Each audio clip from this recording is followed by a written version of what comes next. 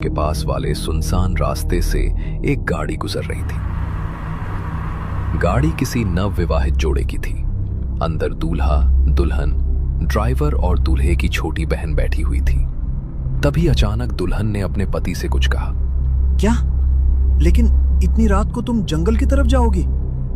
तुम दुल्हन के जोड़े में सजी हुई हो और पता है ना माँ ने क्या कहा था? शादी वाली रात को इस तरह के इलाके में नहीं जाना चाहिए, कुछ भी हो सकता है।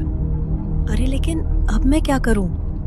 घर थोड़ी देर बाद आने वाला होता तो मैं कंट्रोल भी कर लेती, लेकिन घर तो अभी बहुत दूर है।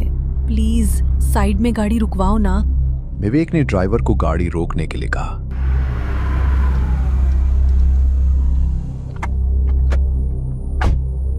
और वो नेहा के साथ बाहर झाड़ियों की तरफ गया। ज्यादा आगे मत जाना, मैं यहीं पर तुम्हारा वेट कर रहा हूं।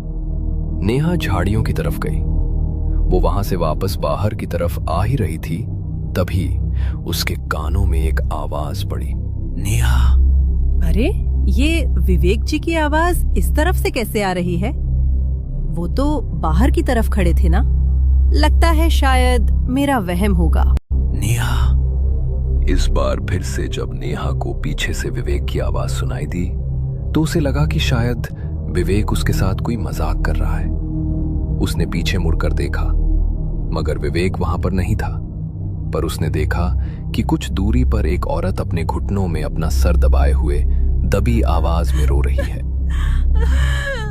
अरे इतनी रात गए ये औरत यहाँ पर बैठकर रो क्यों रही है? कहीं ये किसी मुसीबत में तो नहीं? उसकी मदद के लिए नेहा थोड़ी आगे की तरफ गई। उसने उससे बात करने की कोशिश की, मगर उस औरत ने सामने से कोई जवाब नहीं दिया। देखिए, जब तक आप मुझे बताएंगे नहीं कि आपको क्या परेशानी है, तब तक मैं आपकी मदद कैसे कर पाऊंगी? और इस तरह से जंगल में इतनी रात को आपके लिए सेफ नहीं है। आप एक काम कीजिए, मेरे साथ चलिए। हम आपको पुलिस स्टेशन या किसी सुरक्षित जगह पर छोड़ देंगे। इस बार भी उस औरत ने नेहा की बात पर कोई जवाब नहीं दिया। नेहा को कुछ अजीब लगा, इसलिए वो वापस वहां से जाने लगी। नेहा।